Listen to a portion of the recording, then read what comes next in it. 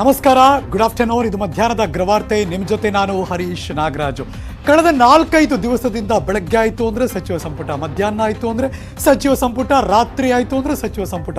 ಈ ಸುದ್ದಿ ಮುಗಿತಾನೇ ಇಲ್ಲ, ಬಿಕಾಸ್ ಅಲ್ಲದು ಮುಗಿತಾನೂ ಇಲ್ಲ. ಆ ತರಹ ಸರ್ಕಸ್ ನಡೀತಾನೆ ಇದೆ. ಸಚಿವ ಸಂಪುಟ ರಚನೆಗೆ ಸಿಎಂ ಬೊಮ್ಮಾಯಿ ಅವರು ಸರ್ಕಸ್ ಮುಂದುವರಿಸ್ತಾ ಇದ್ದಾರೆ. ಇವತ್ತೇ ಸಂಪುಟ ರಚನೆಗೆ ಗ್ರೀನ್ ಸಿಗ್ನಲ್ ಸಿಗುತ್ತೆ ಅಂತ ಹೇಳ್ತಿದ್ರು. ಅದು ಯಾಕೋ ಡೌಟ್ ಅನ್ನಿಸ್ತಾ ಇದೆ. ಸಂಜೆ ಒಳಗೆ ಪಟ್ಟಿ ಅಂತಿಮವಾಗುವ ಲಕ್ಷಣ ಕಡಿಮೆ. Breaking news.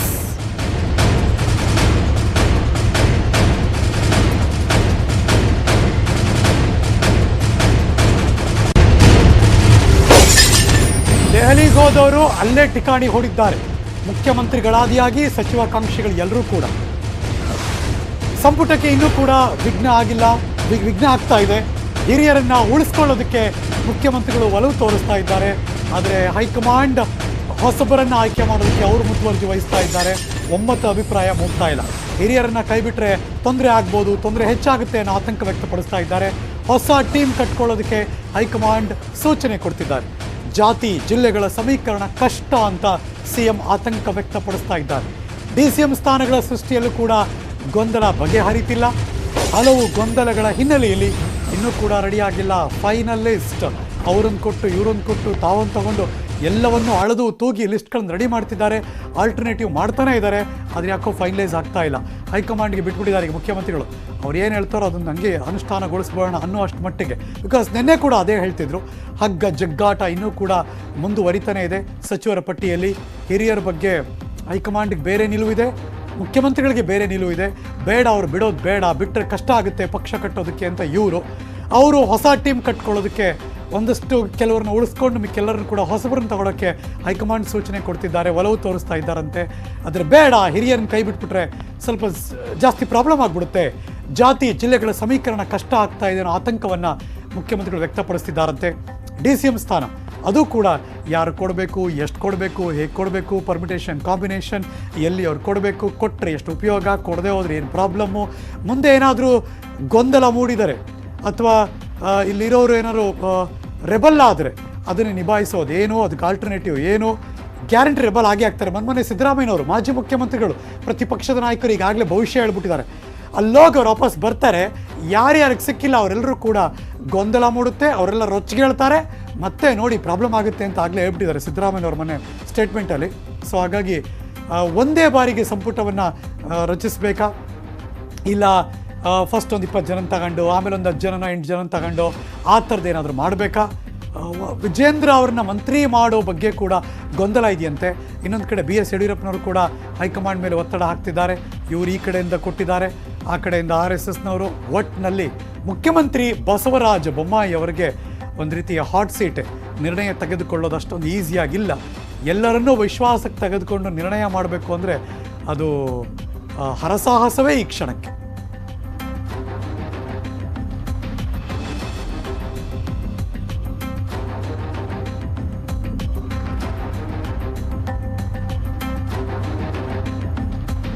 ಹೌದು, ದೆಹಲಿಯಲ್ಲಿ ಕ್ಯಾಬಿನೆಟ್ ರಚನೆ ಸರ್ಕಸ್ ಜೋರಾಗಿ ನಡೀತಾ ಇದೆ.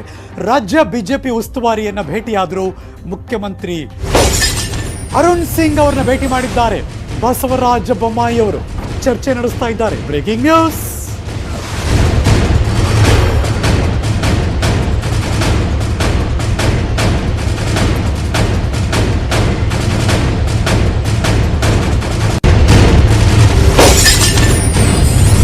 ಕಳೆದ 4-5 ದಿವಸದಿಂದ ಇವರು ಯಾರನ್ನು ಭೇಟಿ ಮಾಡಿಲ್ಲ ಅಂತಿಲ್ಲ. ಬಿಕಾಸ್ ಎಲ್ಲರ ಬಳಿ ಹೋಗ್ತಿದ್ದಾರೆ, ಭೇಟಿ ಮಾಡ್ತಿದ್ದಾರೆ. ಪರ್ಮಿಟೇಷನ್ ಕಾಂಬಿನೇಷನ್ ವರ್ಕ್ ಆಗ್ತಾ ಇಲ್ಲ ಕರೆಕ್ಟಾಗಿ. ಇವ್ರು ಬೇಕು ಅಂದವ್ರು ಅವ್ರು ಬೇಡ ಅಂತಾರೆ, ಅವ್ರು ಬೇಕು ಅಂದವ್ರು ಇವ್ರು ಬೇಡ ಅಂತಾರೆ. ಇನ್ಯಾರ್ದೋ ಪ್ರೆಷರ್ ಇದೆ, ಇನ್ನೆಲ್ಲಿಂದನೋ ಬರಬೇಕು. ಮತ್ತೊಂದಷ್ಟು ಜನ ಸಚಿವಾಕಾಂಕ್ಷಿಗಳು ಬೇರೆ ಬೇರೆ ಮೂಲಗಳಿಂದ ಒತ್ತಡ ತರ್ತಿದ್ದಾರೆ. ಯಾರ ಹೆಸರು ಬಿಡೋದು, ಯಾರನ್ನು ಸೇರಿಸ್ಕೊಳ್ಳೋದು, ಎಷ್ಟು ಜನ ಸೇರಿಸ್ಕೊಂಡ್ರೆ ಏನಾಗುತ್ತೆ, ಈ ಥರದ್ದು ನನ್ನ ಪ್ರಕಾರ ಸುಸ್ತಾಗ್ಬಿಡ್ತಾರೆ ಮುಖ್ಯಮಂತ್ರಿಗಳು. ಅರುಣ್ ಸಿಂಗ್ ರಾಜ್ಯದ ಉಸ್ತುವಾರಿಗಳನ್ನು ಮತ್ತೆ ಭೇಟಿ ಮಾಡಿದ್ದಾರೆ, ಮಾತುಕತೆ ನಡೆಸಿದ್ದಾರೆ ಮುಖ್ಯಮಂತ್ರಿಗಳು.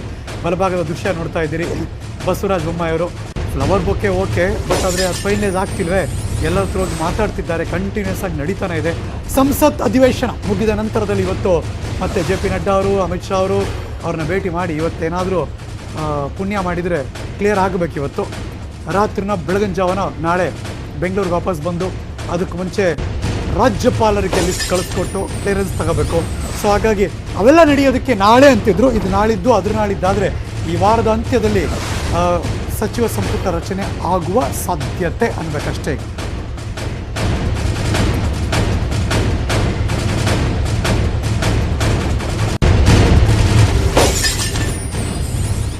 ಬನ್ನಿ ದೆಹಲಿಯಿಂದ ಬೆಂಗಳೂರಿಗೆ ಬರೋಣ, ಕಾವೇರಿ ನಿವಾಸಕ್ಕೆ ಬರೋಣ.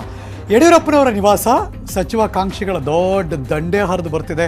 ಪ್ರತಿ ದಿನ ಆಯಿತು ಆದರೂ ಅಷ್ಟೇ, ಬೆಳಗ್ಗೆಯಿಂದ ಸಂಜೆ ತನಕ BSY ಕಾವೇರಿ ನಿವಾಸದೆದುರು ಶಾಸಕರು ಬರ್ತಿದ್ದಾರೆ, ಅವರ ಅಭಿಮಾನಿಗಳು ಬರ್ತಿದ್ದಾರೆ. ಮೊದಲಿಗೆ ಹಾವೇರಿ ಭಾಗದ ಶಾಸಕರು ನೆಹರು ಓಲೇಕಾರ್ ನಮ್ಮ ಸಾಹೇಬರಿಗೆ ಸಚಿವ ಸ್ಥಾನ ಕೊಡಬೇಕು. ಏನಿವೆ ಮುಖ್ಯಮಂತ್ರಿಗಳು ಆ ಭಾಗದವರು, ಅವರು ಹುಟ್ಟೂರು ಆ ಭಾಗದಲ್ಲಿ ಇರೋದ್ರಿಂದ ಈ ಸರ್ ಕೊಡಲೇಬೇಕು, ಕೊಡದೇ ಬಿಡಲ್ಲ, ನಾವು ಬಂದ್ ಮಾಡ್ತೀವಿ ಹಾವೇರಿನ, ನಾವು ಹೋರಾಟ ಮಾಡ್ತೀವಿ ಅಂತೆಲ್ಲ ಅವರೆಲ್ಲ ಘೋಷಣೆ ಕೂಗ್ತಾ ಇದ್ರು. ಪ್ರತಿಭಟನೆ ಮಾಡಬಾರ್ದು ದಯವಿಟ್ಟು ಅಂತ ಪೊಲೀಸರು ರಿಕ್ವೆಸ್ಟ್ ಮಾಡ್ತಿದ್ರು. ಯಾರು ಮಾತು ಕೇಳಿಸ್ಕೊಳಕ್ಕೆ ರೆಡಿನೇ ಇಲ್ಲ. ಇನ್ನು ಪರಣ್ಣ ಮುನುವಳ್ಳಿ ಯಾರು ಗಂಗಾವತಿ ಅವರು, ಇವರು ಅಷ್ಟೇ, ಅವರು ಕೂಡ ಸಚಿವ ಸ್ಥಾನಕ್ಕೆ ಒತ್ತಡ ಹೇರ್ತಿದ್ದಾರೆ. ಅವರ ಅಭಿಮಾನಿಗಳು ಕೂಡ ಬರ್ತಿದ್ದಾರೆ. ರಾಮಣ್ಣ ಅವರು ಕೂಡ, ಶಿರಹಟ್ಟಿ ಅವರು ರಾಮಣ್ಣ ಲಮಾಣಿ ಅವರು ಕೂಡ ಬಂದರು, ಅವರ ಅಭಿಮಾನಿಗಳು ಬಂದರು. ಒಟ್ಟಿನಲ್ಲಿ ಎಲ್ಲರ ಅಭಿಮಾನಿಗಳು ಪ್ರೊಟೆಸ್ಟು, ಎಲ್ಲರ ಅಭಿಮಾನಿಗಳು ಒತ್ತಡ, ಎಲ್ಲರ ಅಭಿಮಾನಿಗಳ ಘೋಷಣೆ. ನಮ್ಮಣ್ಣವರು, ನಮ್ಮ ನಾಯಕರು ಮಂತ್ರಿ ಆಗಬೇಕು, ಇಲ್ಲ ಅಂದರೆ ನಮ್ಮ ಜಿಲ್ಲೆ, ನಮ್ಮ ವಿಧಾನಸಭಾ ಕ್ಷೇತ್ರ ನಮ್ಮ ಕಡೆ ಪ್ರಾತಿನಿಧ್ಯ ಸಿಗಬೇಕು, ನಮ್ಮ ಸಮುದಾಯಕ್ಕೆ ಸಿಗಬೇಕು, ಇಲ್ಲ ಅಂದರೆ ನಾವು ಪ್ರೊಟೆಸ್ಟ್ ಮಾಡ್ತೀವಿ, ಬಂದ್ ಮಾಡ್ತೀವಿ ಅಂತೆಲ್ಲ ಯಡಿಯೂರಪ್ಪನವ್ರ ಮೇಲೆ ಒತ್ತಡ ಹಾಕ್ತಿದ್ದಾರೆ. ಅವರೆಲ್ಲರೂ ಬಂದು ಪ್ರೊಟೆಸ್ಟ್ ಮಾಡ್ತಂಥ ದೃಶ್ಯ.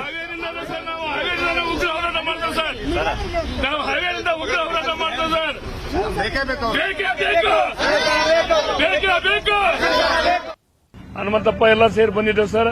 ನಾವು ನಿನ್ನೇನೋ ಸತಿಗೂ ಯಡಿಯೂರಪ್ಪಾಜಿ ಅವ್ರನ್ನ ಒತ್ತಾಯ ಮಾಡಿದ್ದೇವೆ. ಯಡಿಯೂರಪ್ಪಾಜಿ ನೆಹರು ಓಲೇಕರ್ ಸಾಹೇಬರಿಗೆ ಮಂತ್ರಿಗಿರಿ ಕೊಡ್ಬೇಕಂತ ಹೇಳಿದ್ದೇವೆ. ನೆಹರು ಓಲೇಕರ್ ಸಾಹೇಬರಿಗೆ ಒಳ್ಳೆ ಅಭಿಪ್ರಾಯ ಇರೋದ್ರಿಂದ ನೆಹರು ಓಲೇಕರ್ ಸಾಹೇಬ್ ಮಂತ್ರಿ ಮಾಡ್ತಾವ ಅಂತ ಹೇಳಿದಾರೆ ಸರ್. ಅದಕ್ಕಾಗಿ ಇವತ್ತು ನಾವೇನು ಹೇಳ್ತಾ ಒಂದು ಸರ್, ಯಾವುದೇ ಕಾರಣಕ್ಕೂ ನೆಹರು ಓಲೇಕರ್ ಸಾಹೇಬರಿಗೆ ಸಚಿವ ಸ್ಥಾನ ಕೊಡಬೇಕು. ಇಲ್ಲದಿದ್ರೆ ನಾವು ಮುಂದಿನ ದಿನಗಳಲ್ಲಿ ನಾವು ಉಗ್ರ ಹೋರಾಟ ಮಾಡಬೇಕಾಗ್ತದೆ ಸರ್. ಅದಕ್ಕಾಗಿ ಯಾವುದೇ ಹಾವೇರಿ ವಿಧಾನಸಭಾ ಕ್ಷೇತ್ರದ ನೆಹರು ಓಲೇಕರ್ ಅಭಿವೃದ್ಧಿ ಕಾರ್ಯ ಮಾಡಿದ್ರೆ ಅವರಿಗೆ ಸಚಿವ ಸ್ಥಾನ ನೀಡಬೇಕಂತ ತಮ್ಮಲ್ಲಿ ನಾವು ವಿನಂತಿ ಮಾಡ್ಕೊಂತೀವಿ ಸರ್. ಹನುಮಂತಪ್ಪ ಎಲ್ಲ ಸೇರಿ ಬಂದಿದ್ದೇವೆ ಸರ್. ನಾವು ನಿನ್ನೇನೋ ಸತಿಗೂ ಯಡಿಯೂರಪ್ಪಾಜಿ ಅವ್ರನ್ನ ಒತ್ತಾಯ ಮಾಡಿದ್ದೇವೆ. ಯಡಿಯೂರಪ್ಪಾಜಿ ಸಿಎಂ ಕಚೇರಿಯ ಕರೆಗಾಗಿ ಕಾಯ್ತಾ ಕೂತಿದ್ದಾರೆ ಹಲವಾರು ಜನ ಶಾಸಕರು. ರಾಮಪ್ಪ ಲಮಾಣಿ ಹೇಳಿಕೆ ಕೊಡ್ತಿದ್ದಾರೆ, ನಾನು ಸಚಿವ ಸ್ಥಾನದ ಪ್ರಬಲ ಆಗಿದ್ದೇನೆ. ಈಗಾಗಲೇ ನನ್ನ ಪರ ಸಮುದಾಯದ ಸ್ವಾಮೀಜಿಗಳು ಮಂತ್ರಿ ಸ್ಥಾನಕ್ಕೆ ಬೇಡಿಕೆ ಇಟ್ಟಿದ್ದಾರೆ. ನಾನು ಕೂಡ ಪಕ್ಷದಲ್ಲಿ ಹಿರಿಯ ಶಾಸಕ ಹಾಗೂ ಬಂಜಾರ ಸಮುದಾಯದ ನಾಯಕ ಅಂದರು ರಾಮಪ್ಪ ಲಮಾಣಿ ಅವರು. ಶಿರಹಟ್ಟಿ ಭಾಗದ ಶಾಸಕರು ಹಾಗೂ ಪಿ ರಾಜು ಅವರು, ಮಗದೊಬ್ಬ ಯಂಗ್ಸ್ಟರ್ ನಾಯಕ, ಭಾರತೀಯ ಜನತಾ ಪಕ್ಷದ ಶಾಸಕ, ಇಬ್ಬರ ಹೆಸರು ಬಗ್ಗೆ ಚರ್ಚೆ ಆಗಿದೆ. ಆದರೆ ನಾನು ಅವ್ರಿಗಿಂತ ಹಿರಿಯನಾಗಿರೋದ್ರಿಂದ ನನಗೆ ಮಂತ್ರಿ ಸ್ಥಾನ ಸಿಗುತ್ತೆ. ಹಿರಿಯರಾಗಿರೋದು ಕಷ್ಟನೇ ಈಗ, ವಯಸ್ಸು ಅಂತ ನೋಡ್ತಾರಾಗ. ಇನ್ನು ಅದಕ್ಕೋಸ್ಕರ ಸಿಎಂ ಕರೆಗಾಗಿ ನಾನು ಕಾಯ್ತಾ ಇದ್ದೀನಿ ಅಂತ ಹೇಳಿಕೆ ಕೊಟ್ಟರು ರಾಮಪ್ಪ ಲಮಾಣಿ. ಶಿರಹಟ್ಟಿ ಭಾಗದ ಶಾಸಕರು ಏನು ಮಾತಾಡಿದ್ರು ನ್ಯೂಸ್ 18 ಕನ್ನಡಕ್ಕೆ ಬನ್ನಿ ತೋರಿಸ್ತೀವಿ. ನಾವು ಈಗ ಸಚಿವ ಸ್ಥಾನ ಕೊಡ್ರಿ ಅಂತೇಳಿ ಎಲ್ಲ ಮಠಾಧೀಶರು, ನಮ್ಮ ಲಂಬಾಣಿ ಮಠಾಧೀಶರು, ಎಲ್ಲ ರಂಭಾಪುರಿ ಜಗದ್ಗುರುಗಳು, ಅಲ್ಲಿಂದ ದಿಂಗಾಲೇಶ್ವರಜ್ಜರು ಎಲ್ಲರೂ ಹೇಳ್ಯಾರ. ಅಲ್ಲಿಂದ ನಮ್ಮ ಬಂಜಾರ ಸಂಘದವರು ಎಲ್ಲರೂ ಪ್ರಸಾರ ಮಾಡಿದ್ದಾರೆ. ಹೀಗಾಗಿ ನಮ್ಮ ತಾಲೂಕಿಗೆ ಸ್ವಾತಂತ್ರ್ಯ ಸಿಕ್ಕಾಗಿಂದನೂ ಸಚಿವ ಸ್ಥಾನ ಸಿಕ್ಕಿಲ್ಲ, ಯಾವ ಸರ್ಕಾರದಾಗೂ ಸಿಕ್ಕಿಲ್ಲ. ಅದಕ್ಕೆ ಕೊಡಲೇಬೇಕಂತೇಳಿ ಪಟ್ಟು ಹಿಡಿದೀವಿ. ಪಾರ್ಟಿ ನಿರ್ಧಾರ ಅದು ಕೊಟ್ಟರು ಸಮಾಧಾನದಿಂದ ಕೆಲಸ ಕಾರ್ಯಗಳು ಮಾಡ್ಕೊಂಡು ಹೋಗ್ತೀವಿ. ಕೊಡದಿದ್ರೂ ಪಾರ್ಟಿ ಕೆಲಸ ಮಾಡಬೇಕು. ನಾ ಅದಕ್ಕೇನು ವಿರೋಧ ಏನು ಮಾಡಕ್ಕೆ ಹೋಗೋದಿಲ್ಲ. ನಮ್ಗೆ ಸಚಿವ ಸ್ಥಾನ ಸಿಕ್ಕಿಲ್ಲ, ನಮ್ಗೆ ಕೊಡ್ರಿ ಅಂತ ನಂದು ಅಷ್ಟೇ ವಾದ. ಬೊಮ್ಮಾಯಿ ಸಾಹೇಬರಿಗೆ ಎಲ್ಲ ಸ್ವಾಮೀಜಿಗಳು ಸಚಿವ ಸ್ಥಾನ ಸಿಕ್ಕಿಲ್ಲ ಸಿರಹಟ್ಟಿ ಮತಕ್ಷೇತ್ರಕ್ಕೆ, ಅವರಿಗೆ ಅವಶ್ಯ ಐತಿ, ಕೊಡಲೇಬೇಕು. ಮತ್ತು ಸಿನಾರಿಟಿಯಿಂದ ಅವರು ಈಗಾಗಲೇ 70 ವರ್ಷ ವಯಸ್ಸವರಿಗೆ ಕೊಡಲೇಬೇಕು ಅಂಥೇಳಿ ಅವರೆಲ್ಲ ಪಟ್ಟು ಹಿಡಿದಿದ್ದಾರೆ. ಅದ್ರ ಮ್ಯಾಗ ಪಾರ್ಟಿ ಏನು ನಿರ್ಧಾರ ತಗೊಂತೈತಿ ನೋಡಿಕೊಂಡು ನಾವು ತಮ್ಮ ಮೆಚ್ಚಿನ ನಾಯಕನಿಗೆ ಮಂತ್ರಿಗಿರಿ ಸಿಗಬೇಕು ಅಂತ ಅಭಿಮಾನಿಗಳು ಇದೀಗ ದೇವರ ಮೊರೆ ಹೋಗಿದ್ದಾರೆ. ಶ್ರೀರಾಮುಲು ಅವರು DCM ಆಗಲಿ ಅಂತ ಮಸ್ಕಿಯಿಂದ ಬಳ್ಳಾರಿಗೆ 3 ಜನ ಅಭಿಮಾನಿಗಳು, ಆಯಿತು 120-130 ಕಿಲೋಮೀಟರ್, ಅದು 3 ದಿನ ಪಾದಯಾತ್ರೆ ಮಾಡಿದ್ದಾರೆ. ಬಳ್ಳಾರಿಯ ಕನಕದುರ್ಗ ದೇವಸ್ಥಾನದಲ್ಲಿ ರಾಮುಲು ಹೆಸರಿನಲ್ಲಿ ಅರ್ಚನೆ ಮಾಡಿಸಿದ್ರು. ಆ ದೃಶ್ಯ ನೋಡ್ತಾ ಇದ್ದೀರಾ. ಇದು ಶ್ರೀರಾಮುಲು ಅವ್ರನ್ನ DCM ಮಾಡಬೇಕು ಅಂತ. ಇನ್ನು ಅರವಿಂದ್ ಬೆಲ್ಲದವ್ರಿಗೆ ಸಚಿವ ಸ್ಥಾನ ಸಿಗಬೇಕು ಅಂತ ಬೆಂಬಲಿಗರು ದೇವರ ಮೊರೆ ಹೋದರು. ಅದು ಮಧ್ಯಭಾಗದ ದೃಶ್ಯ ನೋಡ್ತಿದ್ರೆ ಗಣೇಶನಿಗೆ ಪೂಜೆ ಮಾಡ್ತಿದ್ದಾರೆ. ಧಾರವಾಡದ KCD ಗಣೇಶ ದೇವಸ್ಥಾನದಲ್ಲಿ ಬೆಲ್ಲದವ್ರಿಗೆ ಸಚಿವ ಸ್ಥಾನ ಸಿಗಬೇಕು ಅಂತ ಅವ್ರ ಪ್ರಾರ್ಥನೆ, ಪೂಜೆ, ಅಭಿಷೇಕ ಇನ್ನೂ ಇತರೆ. ಇನ್ನು ಸುರಪುರದ ಶಾಸಕ ರಾಜಗೌಡರು ಸಚಿವ ಸ್ಥಾನ ಸಿಗಬೇಕು ಅಂತ ತಿಂಥಣಿ ಮೌನೇಶ್ವರ ದೇವಸ್ಥಾನದಲ್ಲಿ ವಿಶೇಷ ಪೂಜೆ ನೆರವೇರಿಸಿದ್ರು.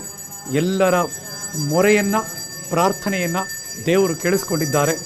BJPಯಲ್ಲಿ ಎಷ್ಟು ಜನ ಶಾಸಕರಿದ್ದಾರೆ? 100ಕ್ಕೂ ಹೆಚ್ಚು ಶಾಸಕರು. ಅಷ್ಟೂ ಶಾಸಕರ ಮಂತ್ರಿ ಮಾಡೋಕ್ಕೆ ದೇವರಿಗೆ ಈಗಾಗಲೇ ಅಪ್ಲಿಕೇಶನ್ ಹೋಗಿದೆ.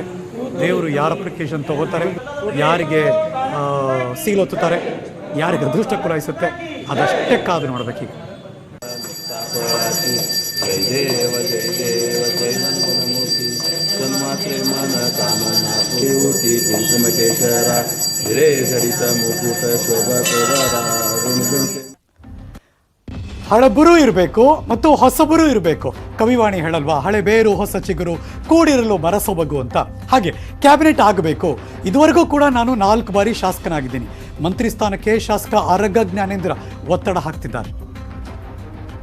ಮುಖ್ಯಮಂತ್ರಿ ಬಸವರಾಜ ಬೊಮ್ಮಾಯಿ ಅವರು ಈಗಾಗಲೇ ದೆಹಲಿಯಲ್ಲಿ ಸಂಪುಟ ರಚನೆ ವಿಚಾರವಾಗಿ ಹೈಕಮಾಂಡ್ ನಾಯಕರ ಜೊತೆ ಚರ್ಚೆಯನ್ನು ಮಾಡ್ತಾ ಇದ್ದಾರೆ. ಇದರ ನಡುವೆ ಸಾಕಷ್ಟು ಸಚಿವ ಸ್ಥಾನದ ಆಕಾಂಕ್ಷಿಗಳು ಯಡಿಯೂರಪ್ಪ ಆಗಿರ್ಬೋದು, ಮುಖ್ಯಮಂತ್ರಿ ಬೊಮ್ಮಾಯಿ ಆಗಿರ್ಬೋದು, ಎಲ್ಲರೂ ಕೂಡ ಮೀಟ್ ಮಾಡ್ತಾ ಇದ್ದಾರೆ. ಪ್ರಮುಖವಾಗಿ ಪ್ರಬಲವಾಗಿ ಆಕಾಂಕ್ಷಿ ಆಗಿರ್ತಕ್ಕಂತಹ ತೀರ್ಥಹಳ್ಳಿ ಶಾಸಕರು ಆಗಿರ್ತಕ್ಕಂತಹ ಆರಗ ಜ್ಞಾನೇಂದ್ರ ಅವರು ನಮ್ಮ ಜೊತೆಗಿದ್ದಾರೆ. ದಂಡೆ ಯಡಿಯೂರಪ್ಪನಾಗಲಿ ಎಲ್ಲರೂ ಕೂಡ ಮೀಟ್ ಮಾಡ್ತಾ ಇದ್ದಾರೆ. ಇದ್ರ ಜೊತೆಗೆ ನೀವು ಕೂಡ ಪ್ರಬಲವಾದಂತಹ ಆಕಾಂಕ್ಷಿ. ಯಾಕೆ ನಿಮಗೆ ಸಚಿವ ಸ್ಥಾನ ಈ ಸರಿ ಕೊಡಬೇಕು ಅನ್ನೋದು ಸರ್?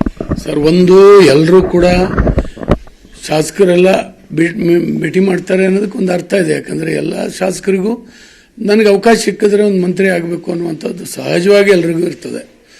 ಎಲ್ಲರನ್ನೂ ಮಂತ್ರಿ ಮಾಡಲಿಕ್ಕೆ ಆಗೋದಿಲ್ಲ. ಆಯ್ದ ಕೆಲವರನ್ನ ಮಾಡ್ತಾರೆ ಹೈಕಮಾಂಡು. ಏರಿಯಾ, ಕ್ಯಾಸ್ಟ್ ಕಾಂಬಿನೇಷನ್ನು ಇವೆಲ್ಲವೂ ಕೂಡ ಆಗಲೇಬೇಕು. ಒಂದು ರಾಜಕೀಯ ಪಕ್ಷ ಅಂದರೆ ಹುಡುಗಾಟ ಅಲ್ಲ ಅದು. ಆ ಸರ್ಕಸ್ಸು ತುಂಬ ಕಷ್ಟ.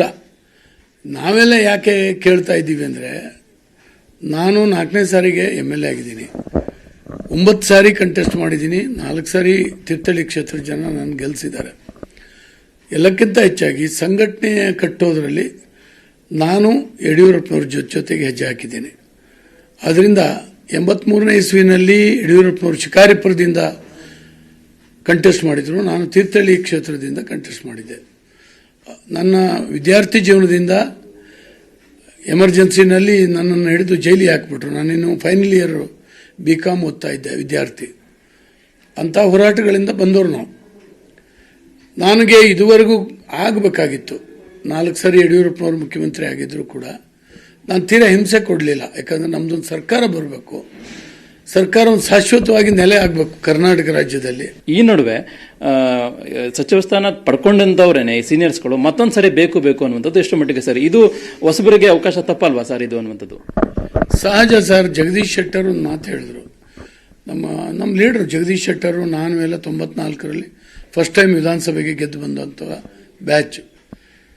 ಭಾಳ ಸ್ಪಷ್ಟವಾಗಿ ಅವ್ರು ಹೇಳಿದ್ರು, ನಾನು ಈ ಸಾರಿ ಇರೋದಿಲ್ಲ ಮತ್ತು ಬೇರೆಯವರಿಗೆ ಅವಕಾಶ ಮಾಡಿಕೊಡ್ತೀನಿ ಅಂತ. ಹಿರಿಯರು ಅದೇ ರೀತಿ ಉದಾರವಾಗಿ ಹೇಳಿದ್ರೆ ಒಳ್ಳೆಯದಾಗ್ತದೆ.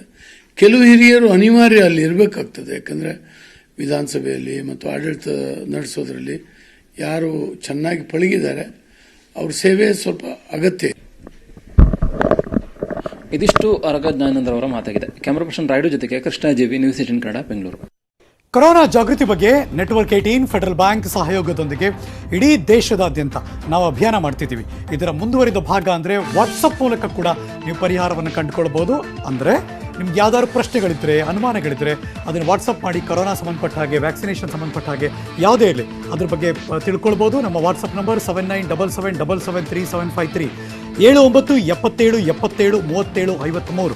ಈ ವಾಟ್ಸಪ್ಗೆ ಮೆಸೇಜ್ ಕಳಿಸ್ಕೊಡಿ, ಪ್ರಶ್ನೆ ಕಳಿಸ್ಕೊಡಿ. ನೀವು ಯಾವ ನಂಬರಿಂದ ವಾಟ್ಸಪ್ ಮಾಡಿರ್ತೀರೋ ಅದೇ ನಂಬರ್ಗೆ ನಿಮಗೆ ಉತ್ತರ ಕೂಡ ಸಿಗುತ್ತೆ. ಅಟ್ ದ ಸೇಮ್ ಟೈಮ್ ನಾವು ಸ್ಕ್ರೀನ್ ಮೇಲೆ ತೋರಿಸುವಂತಹ ವೆಬ್ಸೈಟ್ಗೆ ಲಾಗಿನ್ ಆಗಿ ಇದ್ರ ಬಗ್ಗೆ ಹೆಚ್ಚಿನ ಮಾಹಿತಿಯನ್ನು ಪಡ್ಕೊಳ್ಬೋದು ಯಾವಾಗ ಬೇಕಾದರೂ.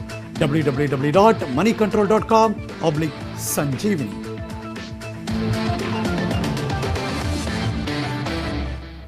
ನ್ಯೂಸ್ ಮುಂದುವರಿಸ್ತೇವೆ. ಒಂದು ಚಿಕ್ಕ ಬ್ರೇಕ್ ಆದಮೇಲೆ ಎಲ್ಲೂ ಹೋಗದೆ ಕಾಯ್ತಾ ಇರಿ. 3ನೇ ಅಲೆ ಆತಂಕ.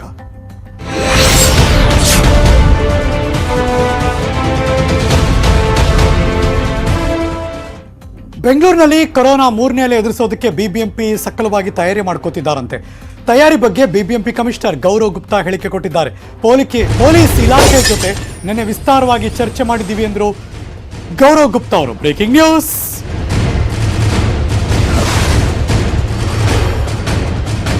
ಈಗಂತೂ ಬೆಂಗಳೂರಿನಲ್ಲಿ ಅತಿ ಹೆಚ್ಚು ಕೇಸ್ ದಾಖಲಾಗ್ತಾ ಇದೆ. ಬೆಂಗಳೂರು, ದಕ್ಷಿಣ ಕನ್ನಡ ಭಾಗದಲ್ಲಿ ಅತಿ ಹೆಚ್ಚು ಕೇಸ್ಗಳು. ಹಾಗಾಗಿ ಬಿಬಿಎಂಪಿ ಅಲರ್ಟ್ ಆಗಿದ್ದಾರೆ. ಹೊರ ರಾಜ್ಯದಿಂದ ಬಂದವರಿಂದ ಆತಂಕ ಹೆಚ್ಚಾಗ್ತಾ ಇದೆ. ಕೊರೋನಾ ಟೆಸ್ಟ್ ವರದಿ ಬರೋವರೆಗೂ ಕ್ವಾರಂಟೈನ್ ಮಾಡಿಸ್ತಾ ಇದ್ದೀವಿ. ಹೊರ ರಾಜ್ಯದಿಂದ ಬಂದವರಿಗೆ ಸಾಂಸ್ಥಿಕ ಕ್ವಾರಂಟೈನ್ ಮಾಡ್ತಾ ಇದ್ದೀವಿ ಎಂದರು. ಇರುವ ರೂಲ್ಸ್ ಕಠಿಣವಾಗಿ ಜಾರಿ ಮಾಡ್ತಿದ್ದೀವಿ. ಹೊಸ ನಿಬಂಧನೆಗಳನ್ನು ಹಾಕೋದು ಅನಿವಾರ್ಯ. ಬಿಬಿಎಂಪಿ ಕಮಿಷನರ್ ಗೌರವ್ ಗುಪ್ತಾ ಹೇಳಿಕೆ ಕೊಟ್ಟಿದ್ದಾರೆ. ಟೆಸ್ಟ್ ರಿಪೋರ್ಟ್ ಬರೋ ತನಕ ಪಾಲಿಕೆಯ ಹೋಟೆಲ್ಗಳಲ್ಲಿ ಕ್ವಾರಂಟೈನ್ ವ್ಯವಸ್ಥೆ ಮಾಡುತ್ತೆ. ಆ ವ್ಯವಸ್ಥೆ ಬೇಡ ಅನ್ನೋರು ಅವರ ಅನುಕೂಲಕ್ಕೆ ತಕ್ಕ ಹಾಗೆ ಹೋಟೆಲ್ ವ್ಯವಸ್ಥೆ ಮಾಡಿಕೊಂಡು ಅವರೇ ಪೇಮೆಂಟ್ ಮಾಡಬೇಕಾಗುತ್ತೆ ಅಂತ ಮಾಹಿತಿ ಕೂಡ ಕೊಟ್ಟರು. ಗೌರವ್ ಗುಪ್ತಾ ಏನು ಹೇಳಿದ್ರು ಬನ್ನಿ ನೋಡೋಣ.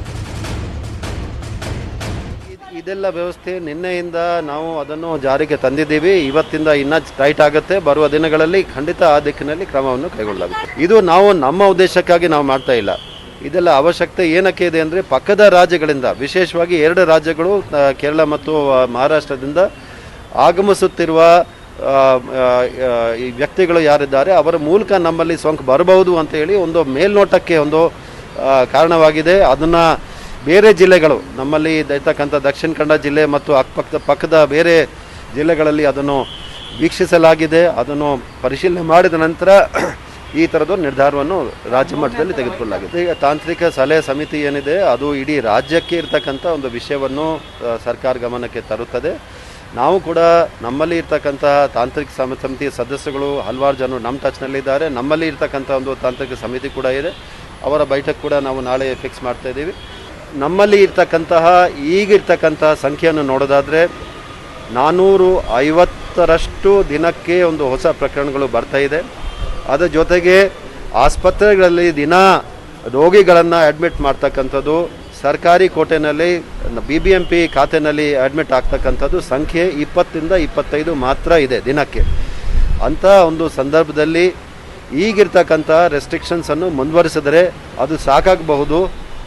ಮುಂದಕ್ಕೆ ಕೇರಳ ಮತ್ತು ಮಹಾರಾಷ್ಟ್ರದಲ್ಲಿ ಕೋವಿಡ್ ಪ್ರಕರಣಗಳು ಹೆಚ್ಚಳ ಆಗ್ತಾ ಇದೆ. ಈ ಹಿನ್ನೆಲೆಯಲ್ಲಿ ವಿಜಯಪುರ ಜಿಲ್ಲೆಯ ಮಹಾರಾಷ್ಟ್ರ ಗಡಿಯಲ್ಲಿ ಪ್ರತಿ ವಾಹನಗಳಲ್ಲಿನ ಪ್ರಯಾಣಿಕರನ್ನ ತಪಾಸಣೆ ಮಾಡ್ತಿದ್ದಾರೆ. RT-PCR ರಿಪೋರ್ಟ್ ಇದ್ದರೆ ಮಾತ್ರ ಕರ್ನಾಟಕಕ್ಕೆ ಎಂಟ್ರಿ ಕೊಡ್ತಾರೆ, ಇಲ್ಲಾಂದರೆ ಇಲ್ಲ. ಜಿಲ್ಲಾದ್ಯಂತ ಒಟ್ಟು 11 ಕಡೆ ಚೆಕ್ ಪೋಸ್ಟ್ ನಿರ್ಮಾಣ ಮಾಡಿದ್ದಾರೆ. 3 ಶಿಫ್ಟ್ಗಳಲ್ಲಿ ಆರೋಗ್ಯ ಇಲಾಖೆ ಸಿಬ್ಬಂದಿಗಳು, ಕಂದಾಯ ಇಲಾಖೆಯವರು, ಪೊಲೀಸ್ನವರು, ಶಿಕ್ಷಕರು ಎಲ್ಲರೂ ಕೆಲಸ ಮಾಡ್ತಿದ್ದಾರೆ. ದಕ್ಷಿಣ ಕನ್ನಡ, ಚಾಮರಾಜನಗರ, ಬೆಳಗಾವಿ, ಚಿಕ್ಕೋಡಿ ಗಡಿ ಭಾಗದಲ್ಲೂ ಕೂಡ ಪರಿಶೀಲನೆ ಮಾಡ್ತಿದ್ದಾರೆ. ಬಲಭಾಗದಲ್ಲಿ ಈ ಕೇರಳ ಗಡಿ ಭಾಗದಲ್ಲಿ ಒಂದಷ್ಟು ಪ್ರೊಟೆಸ್ಟ್ ನಡೀತಾ ಇತ್ತು. ದಕ್ಷಿಣ ಕನ್ನಡ, ಕೇರಳ ಕಡೆ ಎಲ್ಲ ಅಂದರೆ ನೀವು ಸರಿಯಾಗಿ ಟೆಸ್ಟ್ ಮಾಡ್ತಿಲ್ಲ, ಸುಮ್ಮನೆ RT-PCR ಕೇಳ್ತೀರಾ, ನಾವು 2 ವ್ಯಾಕ್ಸಿನೇಷನ್ ಹಾಕ್ಸ್ಕೊಂಡಿದ್ದೀವಿ, ನಮ್ಮನ್ನು ಒಳಗೆ ಬಿಡಿ ಅಂತೆಲ್ಲ.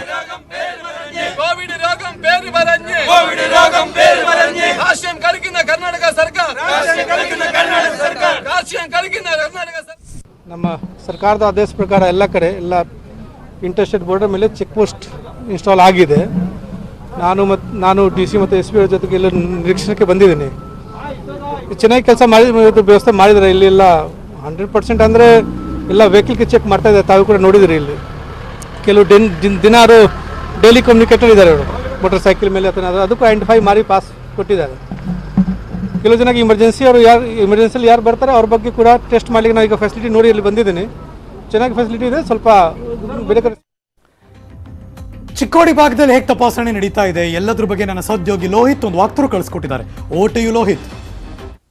ಮಹಾರಾಷ್ಟ್ರ ಹಾಗೂ ಕೇರಳದಲ್ಲಿ ಕೊರೋನಾ ಪ್ರಕರಣಗಳು ಹೆಚ್ಚಾದಂತೆ ರಾಜ್ಯದಲ್ಲಿ ಕೂಡ ಈಗ ಅಂತಂದರೆ ಹೈ ಅಲರ್ಟನ್ನು ಘೋಷಣೆ ಮಾಡಿರ್ತಕ್ಕಂಥದ್ದು. ರಾಜ್ಯದಲ್ಲಿ 3ನೇ ಅಲೆ ತಲೆಗೋಸ್ಕರ ಏನು ಮಹಾರಾಷ್ಟ್ರ ಮತ್ತು ಕೇರಳದಿಂದ ಬರುವಂಥ ವಾಹನಗಳಿಗೆ ಈಗ ಏನಂತಂದರೆ ಕಡ್ಡಾಯ RT-PCR ರಿಪೋರ್ಟನ್ನು ಹೊಂದಿರಬೇಕು.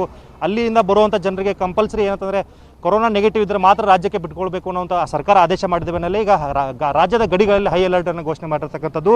ಸದ್ಯ ನಾವಿರುವಂಥದ್ದು ಬೆಳಗಾವಿ ಜಿಲ್ಲೆಯ ನಿಪ್ಪಾಣಿ ತಾಲೂಕಿನ ಕುಗ್ನೋಳಿ ಚೆಕ್ ಪೋಸ್ಟ್ನಲ್ಲಿದ್ದೀವಿ. ಬಹುತೇಕ ಉತ್ತರ ಭಾರತದಿಂದ ಬರುವಂಥವ್ರಿಗೆ ಇದು ಒಂದು ರೀತಿ ಹೆಬ್ಬಾಗಿಲು ಅಂತಲೇ ಕರಿತೀವಿ ನಾವು.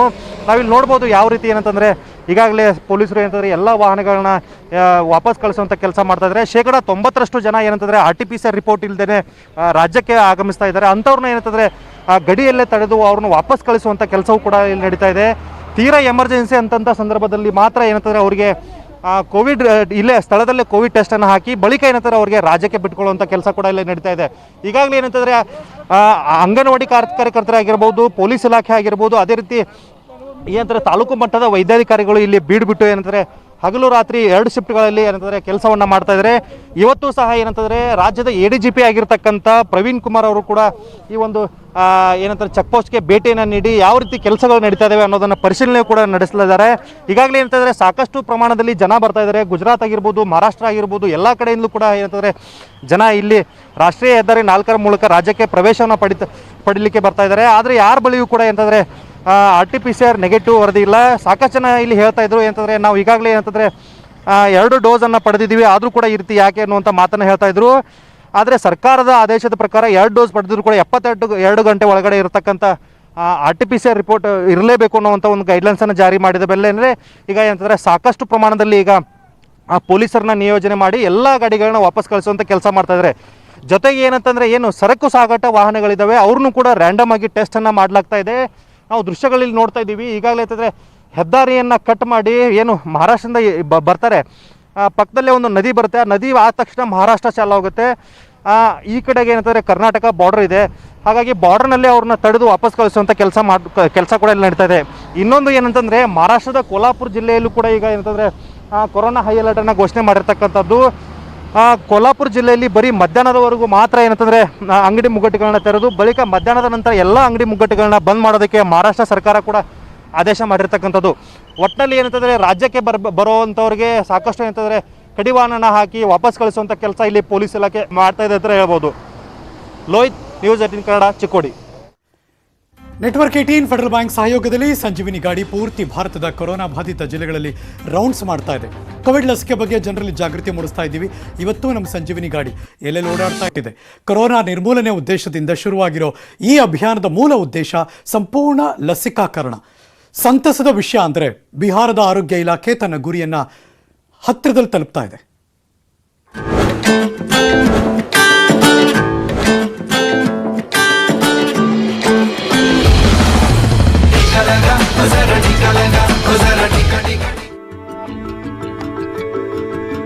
ಕೊರೋನಾ 2ನೇ ಅಲೆಯಿಂದ ಎಚ್ಚೆತ್ತಿರೋ ಪೂರ್ಣಿಯಾ ಜಿಲ್ಲಾಡಳಿತ ಕೊರೋನಾ ನಿರ್ಮೂಲನೆಗೆ ಪಣ ತೊಟ್ಟಿದೆ. ಪೂರ್ಣಿಯಾ ಜಿಲ್ಲೆಯ ನಗರ ಪ್ರದೇಶದಲ್ಲಿ ಆದಷ್ಟು ಬೇಗ 100ಕ್ಕೆ 100ರಷ್ಟು ಲಸಿಕೆ ಹಾಕಿಸುವ ಗುರಿ ತಲುಪಲು ಕಾರ್ಯಾಚರಣೆಗಿಳಿದಿದೆ. ಇದಕ್ಕಾಗಿ ಜಿಲ್ಲಾಡಳಿತ ಹಾಗೂ ಆರೋಗ್ಯ ವಿಭಾಗದ ತಂಡ ಸರ್ವ ರೀತಿಯ ಪ್ರಯತ್ನ ಮಾಡುತ್ತಿದೆ. ಜಿಲ್ಲಾಡಳಿತದ ಸಹಯೋಗದೊಂದಿಗೆ ಆರೋಗ್ಯ ವಿಭಾಗದ ತಂಡ ಮನೆ ಮನೆಗೆ ತೆರಳಿ ಜನರಿಗೆ ಲಸಿಕೆ ಹಾಕಿಸುವ ಕೆಲಸ ಮಾಡುತ್ತಿದೆ. नगर निगम क्षेत्र में अभी 66 टीमों का गठन किया गया है जो house to house survey cum vaccination का काम ये लोग करेंगे. अभी 1 लाख से अधिक लोग को टाउन क्षेत्र में वैक्सीनेट किया गया है, लेकिन कुछ लोग जो छूटे हुए हैं उनके लिए हम लोग अब हाउस टू हाउस जा रहे हैं. सर्वे का भी काम होगा, छूटे हुए लोग को वैक्सीनेट किया जाएगा. 3ನೇ ಅಲೆ ಭೀತಿಯಲ್ಲಿ ಪೂರ್ಣಿಯಾ ಜಿಲ್ಲಾಡಳಿತ ಈ ಹಿಂದಿಗಿಂತ ಹೆಚ್ಚು ಎಚ್ಚೆತ್ತುಕೊಂಡಿದೆ. ಹೀಗಾಗಿ ಲಸಿಕೆ ಹಾಕುವವರು ನಗರ ನಿಗಮದ ಎಲ್ಲಾ 46 ವಾರ್ಡ್ಗಳಲ್ಲಿ ಮನೆ ಮನೆಗೆ ತೆರಳಿ ಜನರಿಗೆ ಲಸಿಕೆ ಹಾಕುವ ಕೆಲಸ ಮಾಡುತ್ತಿದೆ. ಈ ಅಭಿಯಾನದಲ್ಲಿ ಯಾವುದೇ ರೀತಿಯ ಅಚಾತುರ್ಯ ನಡೆಯದಂತೆ ತಂಡಗಳಿಗೆ ತರಬೇತಿ ನೀಡಲಾಗಿದೆ. ಲಸಿಕೆ ಹಾಕಿಸಲೆಂದೇ ಜಿಲ್ಲಾಡಳಿತ ಈ ಬಾರಿ ಬರೋಬ್ಬರಿ 189 ತಂಡಗಳನ್ನು ರಚಿಸಿದೆ. पूर्णिया शहरी क्षेत्र में 46 वार्ड्स हैं. इसके लिए हम लोग 189 टीम का गठन किए हैं. इन टीमों का ओरिएंटेशन कोर्स हम लोग कर चुके हैं. डोर टू डोर कैंपेन के तहत जो सूचीबद्ध भी हो रहा है और सबको घर घर जाके वैक्सीनेट करने का प्लान है. ಪೂರ್ಣಿಯಾ ಜಿಲ್ಲಾಡಳಿತ ಲಸಿಕೆ ಅಭಿಯಾನದ ಜೊತೆಗೆ ಮನೆ ಮನೆಗೆ ತೆರಳಿ ಸರ್ವೆ ಕೂಡ ಮಾಡುತ್ತಿದೆ. ಕೊರೋನಾ ವಿರುದ್ಧದ ಈ ಯುದ್ಧದಲ್ಲಿ ಯಾವುದೇ ಕಾರಣಕ್ಕೂ ಸೋಲಾಗಬಾರದು ಅನ್ನೋದು ಪೂರ್ಣಿಯಾ ಜಿಲ್ಲಾಡಳಿತದ ಉದ್ದೇಶ. ಅದ್ಭುತ ಇಚ್ಛಾಶಕ್ತಿ ಹಾಗೂ ಟೀಮ್ ವರ್ಕ್ನಿಂದಾಗಿ ಪೂರ್ಣಿಯಾ ಕೊರೋನಾ ವಿರುದ್ಧದ ಯುದ್ಧದಲ್ಲಿ ನಿರ್ಣಾಯಕ ಪಾತ್ರ ವಹಿಸಲು ಸಿದ್ಧವಾಗಿದೆ. ಪೂರ್ಣಿಯಾ ಜಿಲ್ಲೆಯನ್ನು ನೋಡಿ ಅಕ್ಕಪಕ್ಕದ ಜಿಲ್ಲೆಗಳು ಕೊರೋನಾ ಮುಕ್ತ ಭಾರತದ ಕನಸು ನನಸಾಗಿಸಲು ಸಮರ್ಥ ಪಾತ್ರ ವಹಿಸುವ ನಿರೀಕ್ಷೆ ಇದೆ. Bureau report, news 18 network.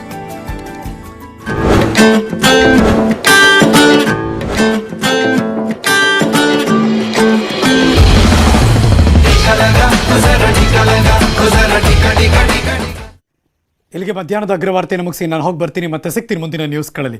ಆದರೆ ಪಕ್ಕಾ ನ್ಯೂಸ್ಗೆ ನೀವು ಯಾವಾಗಲೂ ನೋಡ್ತಾ ಇರಿ ನ್ಯೂಸ್ 18 ಕನ್ನಡ. ಜಾಲ ನಮ್ಮದು, ಬಲ ನಿಮ್ಮದು.